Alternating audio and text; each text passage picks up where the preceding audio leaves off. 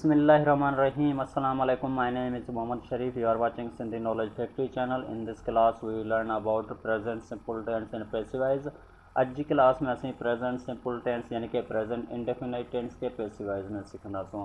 ऐं हीअ असांजी सेकेंड क्लास आहे, लेकिन ईअं सम्झो फॉर्मेशन जी असांजी पहिरीं क्लास आहे। जंहिं करे अव्हांखे चाहियां थो त हिन क्लास खे अव्हां वॾे फोकस सां ॾिसिजो ऐं हिन क्लास में अव्हां जेको आहे सो सम्झण जी कोशिशि कजो त जीअं अॻिते हली अव्हांखे आसानी थिए ऐं अॻिते अची अव्हां सिर्फ़ु फॉर्मेशन खे ई ॾिसी करे अव्हां पंहिंजा सेंटेंस ठाहे सघो, अव्हां पंहिंजा जुमिला ठाहे सघो। अव्हांखे छा आहे हिन क्लास ते अव्हां डिपेंड करे थो। जेकॾहिं अव्हांखे हीअ बेसिक क्लास आहे, असांजी पहिरीं क्लास आहे, हीअ क्लास अव्हांखे क्लियर सम्झ में अची वई त बाक़ी क्लासूं अव्हां लाइ एॾी का मुश्किल न हूंदी, उहे अव्हां पाण ई हल करे सघो था सिर्फ़ु फॉर्मेशन ॾिसी करे। लेकिन अगरि हीअ क्लास अव्हांखे सम्झ नथी अचे त अॻिते हली अव्हांखे केतिरी प्रॉब्लम थी सघे थी ऐं अॻिते हली अव्हां वटि यानी कि किथे बि अव्हांजो हीअ रटोफिकेशन थी वेंदो जेकॾहिं अव्हां हिन खे क्लियर न सम्झो। ऐं हिन में का रटोफिकेशन जी ॻाल्हि न आहे। अव्हांखे एॾो ईज़ी करे पढ़ाईंदुसि त जीअं अॻिते हली अव्हां ॿिनि खे बि पढ़ायो ऐं अव्हां पंहिंजा कोर्स बि ठाहियो, ऑनलाइन जेको आहे अव्हां कोर्स करायो।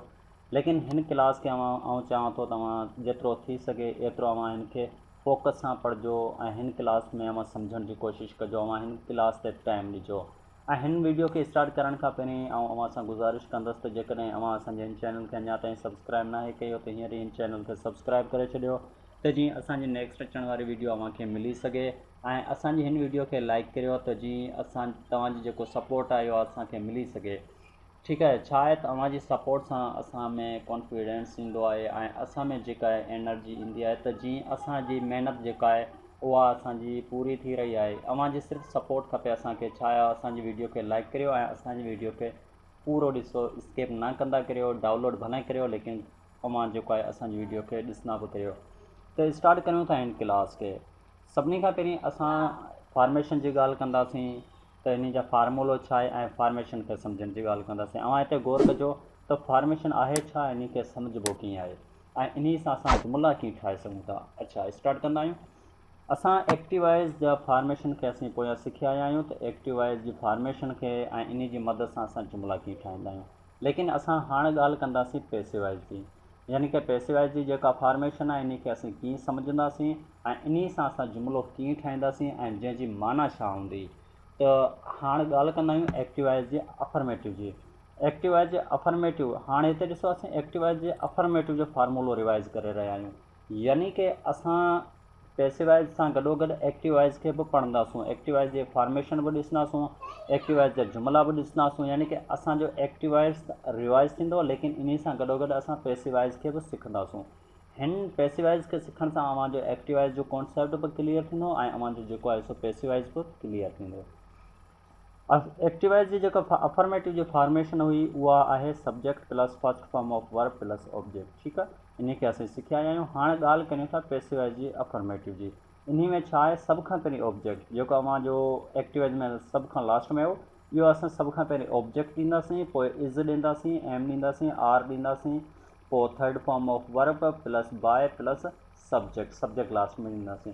अव्हांखे का परेशानी नाहे थियणी, अव्हांखे किथे बि मुंझारो नाहे वठिणो। शायदि असां ॿुधाईंदासीं त इज़ किथे इस्तेमालु थींदो, आर किथे इस्तेमालु थींदो ऐं एम किथे इस्तेमालु कंदासीं। ठीकु आहे, ऐं हीउ जुमिलो कीअं ठाहिबो, एॾो को मुश्किल न आहे। अव्हां लाइ हीअ फस्ट क्लास आहे, थी सघे अव्हांखे कुझु डिफरेंट लॻे, लेकिन अॻिते हली अव्हांखे तमामु ईज़ी पवंदो जेकॾहिं अव्हां हिन क्लास खे सही सम्झो। अच्छा, हिन जे नेगेटिव जी ॻाल्हि करियूं। नेगेटिव में असां छा कंदा आहियूं, सभ खां पहिरीं असीं subject plus do not, do या does plus not, first form of verb plus object. लेकिन अगरि हिन जे पैसिव वॉइस जी ॻाल्हि करियूं त हिन में असां छा कंदा आहियूं, सभ खां पहिरीं ऑब्जेक्ट ॾींदा आहियूं, पोइ इज़, एम, आर या इन खां पोइ असीं not plus third form of verb plus by plus subject. Interrogative में असीं छा कंदा हुआसीं, सभ खां पहिरीं हेल्पिंग वर्ब ॾींदा आहियूं, जीअं त डू या डज़, पोइ सब्जेक्ट, पोइ first form of verb plus object, last में क्वेश्चन मार्क। सेम हिते असां पहिरीं हिते हेल्पिंग वर्ब खे इस्तेमालु कंदासूं, इज़, एम, आर, पोइ ऑब्जेक्ट, पोइ third form of verb plus by plus subject and then last question mark. हाणे असीं ॻाल्हि कंदासीं त इज़ किथे इस्तेमालु थींदो, एम ऐं आर किथे इस्तेमालु थींदो। रिलैक्स थी पढ़ो, आराम सां पढ़ो, लेकिन असांजी हिन वीडियो खे अव्हां गौर सां ॿुधो। ठीकु आहे, हाणे असीं ॻाल्हि कंदा आहियूं यूज़िस जी, त यूज़िस किथे थींदा आहिनि। आर जेको आहे अव्हांखे छा सां यूज़ करिणो आहे, प्लूरल सां, ठीकु आहे। जिते बि प्लूरल हुजे उते अव्हांखे आर इस्तेमालु करिणो आहे, जिते सिंगुलर हुजे उते अव्हांखे इज़ इस्तेमालु करिणो आहे, जिते एम आई हुजे उते अव्हांखे एम इस्तेमालु करिणो आहे। इन जा हाणे असीं मिसाल पढ़ंदासीं, लेकिन मिसालनि खां पहिरीं आउं अव्हांखे ॿुधायां त फॉर्मेशन यानी कि जिते असीं एक्टिवाइज़ में सभ खां पहिरीं सब्जेक्ट ॾींदा हुआसीं, हाणे उते छा ॾींदासीं, ऑब्जेक्ट। असां फर्स्ट फॉर्म ऑफ वर्ब यानी कि अगरि असीं पैसिवाइज़ जी ॻाल्हि करियूं तो कंहिं बि टेंस में किथे बि, चाहे कंटिन्यूअस जो हुजे, चाहे परफेक्ट जो हुजे, चाहे परफेक्ट कंटिन्यूअस जो हुजे, चाहे सिंपल जो हुजे, चाहे प्रेजेंट में हुजे, चाहे फ्यूचर में हुजे, चाहे पास्ट में हुजे, लेकिन इहो ॻाल्हि अव्हां ज़हन में रखे छॾियो त पैसिवाइज़ में जेको वर्ब हूंदो उन जी फॉर्मेशन थर्ड हूंदी ऐं बाय हमेशह इन सब्जेक्ट खां पहिरीं ईंदो, ठीकु आहे। वर्ब असां पैसिवाइज़ में किथे बि हुजे थर्ड फॉर्म इस्तेमालु कंदासीं, ऐं वर्ब खां पोइ असीं बाय इस्तेमालु कंदासीं, ऐं इन खां पोइ सब्जेक्ट इस्तेमालु कंदासीं, ठीकु आहे। ऐं ऑब्जेक्ट असीं हमेशह फर्स्ट में इस्तेमालु कंदासीं। आई सा ॻाल्हि सम्झ में क्लियर थी वियो। हाणे वधूं था अॻिते एग्ज़ाम्पल में, ऐं एग्ज़ाम्पलनि जी मदद सां असां इनखे वधीक डिटेल सां क्लियर कंदासीं। Present simple tense, present simple tense जा ही कुछ एग्ज़ाम्पल आहिनि जंहिंमें असीं एक्टिवाइज़ जी बि ॻाल्हि कंदासूं, पैसिवाइज़ जी बि ॻाल्हि कंदासूं, ऐं हिननि सां असां जेको आहे सो वधीक क्लियर करण जी कोशिशि कंदासूं। अव्हां बि हिननि ॻाल्हियुनि ते, हिननि सेंटेंस लाइ फोकस कजो त जीअं अव्हांखे अॻिते हली आसानी थिए, ठीकु आहे। प्रेज़ेंट सिंपल टेंस जा कुझु एग्ज़ाम्पल आहिनि जिते अव्हां हिते एक्टिवाइज़ ॾिसंदव, हिते पैसिवाइज़ ऐं हिते बि पैसिवाइज़। ही जेको आहे अफर्मेटिव में आहिनि, हिन में जेके बि हूंदा अफर्मेटिव जा हूंदा लेकिन पैसिवाइज़ जा हूंदा, हिन में नेगेटिव जा आहिनि ऐं हिन में इंट्रागेटिव जा आहिनि, ठीकु आहे। हाणे असीं हिते अफर्मेटिव जी ॻाल्हि कंदा आहियूं। अफर्मेटिव एक्टिवाइज़ में अफर्मेटिव जो असां हिकु एग्ज़ाम्पल ॾींदासीं, आई रीड बुक, यानी कि आउं किताबु पढ़ां थो, ठीकु आहे। आउं किताबु पढ़ां थो, आई रीड बुक। असीं फार्मूलो पोयां पढ़ी आया आहियूं, उन फार्मूले जी मदद सां असां बुक इज़ रीड बाय मी, हाणे फोकस कजो त आउं अव्हांखे पहिरीं ॿुधाए आयो आहियां त ऑब्जेक्ट सभ खां पहिरीं ईंदो। असां सभ खां पहिरीं ऑब्जेक्ट ॾिनो यानी कि बुक थी वियो। इज़ असां इन लाइ ॾिनो आहे त हिते बुक आहे यानी कि हिकु आहे। अगरि हिते बुक्स हुजे पोइ असीं छा ॾियूं आहे, हिते आर इस्तेमालु करियूं आहे, ठीकु आहे। हिते अगरि बुक्स हुजे असीं आर इस्तेमालु करियूं आहे। हिते असीं हिकु किताब जी ॻाल्हि करियूं पिया, इन लाइ असीं book is read third form आहे, ठीकु आहे। बाय मी, हिते असां छा पोयां कीअं यानी कि कॉन्सेप्ट वारी क्लास में असीं पढ़िया आहियूं त आई हुजे त असां छा कंदासीं, मी, ठीकु आहे। बुक इज़ रीड बाय मी, बाक़ी नेगेटिव सेम ई हूंदो। बुक इज़ नॉट, असांखे हाणे छा करिणो आहे, हेल्पिंग वर्ब खां पोइ नॉट जो इज़ाफ़ो करिणो आहे।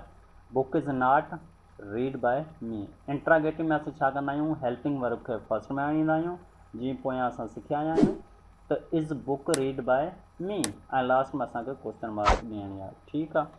अच्छा, हाणे ॻाल्हि कंदा आहियूं एम जी। हाणे असां हिते इज़ खे ऐं आर खे त सम्झी आयासीं त इज़ किथे इस्तेमालु थींदो ऐं जेको आहे आर किथे इस्तेमालु थींदो। हाणे असीं ॻाल्हि कंदा आहियूं एम जी। शी हेल्प्स मी, हिते मी अचे पियो, मी अचे पियो त हाणे त असां सब्जेक्ट में छा थी वेंदो, यानी कि ऑब्जेक्ट में मी आहे त सब्जेक्ट में छा थी वेंदो, आई थी वेंदो। पोयां पढ़ी आया आहियूं, यानी कि कॉन्सेप्ट वारी क्लास में असीं पढ़िया आहियूं त जिते बि सब्जेक्ट में आई हुजे त ऑब्जेक्ट में मी थींदो, जेकॾहिं ऑब्जेक्ट में मी हुजे त सब्जेक्ट में आई थिए थो। त हिते आहे she helps mid, she helps मी। असां छा कंदासीं, आई एम हेल्प्ड बाय हर, आई एम, ठीकु आहे। आई एम जो कॉन्सेप्ट क्लियर थी वियो त आई यानी कि एम किथे ईंदो आहे, बाक़ी जुमिलो सेम हूंदो। I am not help by her, am I help by her, ठीकु आहे। हाणे ॻाल्हि कंदा आहियूं आर जी। इज़ बि असांखे सम्झ में अची वियो, एम बि असांखे सम्झ में अची वियो। हाणे असीं ॻाल्हि कंदासीं आर जी। आर कीअं, they sell books, they sell books. हाणे हिते बुक्स आहे, हिते सिर्फ़ु बुक न आहे, बुक्स आहे, ठीकु आहे। हाणे असां छा कंदासीं, बुक्स आर, हिते छा आहे प्लूरल आहे, इन लाइ असीं बुक्स आर इस्तेमालु कयोसीं। Sold by them, books are not sold by them, books are books sold by them. उम्मीद तव्हांखे सम्झ में अची वियो हूंदो। बाक़ी सेम ई आहिनि, इन जो कॉन्सेप्ट सेम ई आहे, अव्हां बि पढ़ी वठिजो। त उम्मीद असां करे सघूं था तव्हांखे यानी कि पैसिवाइज़ सम्झ में अची वियो हूंदो ऐं अव्हांखे फॉर्मेशन खे बि इस्तेमालु करणु सम्झ में अची वई हूंदी। त इनशाला असां बाक़ी जेके आहिनि उहे बि पढ़ाईंदासूं, प्रेज़ेंट कंटिन्यूअस, प्रेज़ेंट परफेक्ट, असां हाली फ्यूचर परफेक्ट ताईं बि कंदासूं। लेकिन अवां छा आहे हिन वीडियो ते वधीक फोकस कजो, छाकाणि त अॻिते हली अव्हांखे आसानी थिए सम्झण जी कोशिशि करियो। जेके मेन पॉइंटूं आहिनि इन्हनि खे अव्हां वरी वरी ॾिसो, लेकिन सम्झिजो। तव्हां कॉन्सेप्ट खे सम्झो, ऐं सम्झाए चुको आहियां। ठीकु आहे, हाणे अॻिते हली असां नेक्स्ट क्लास में मिलंदासीं। तेसि ताईं ख़ुदा हाफ़िज़।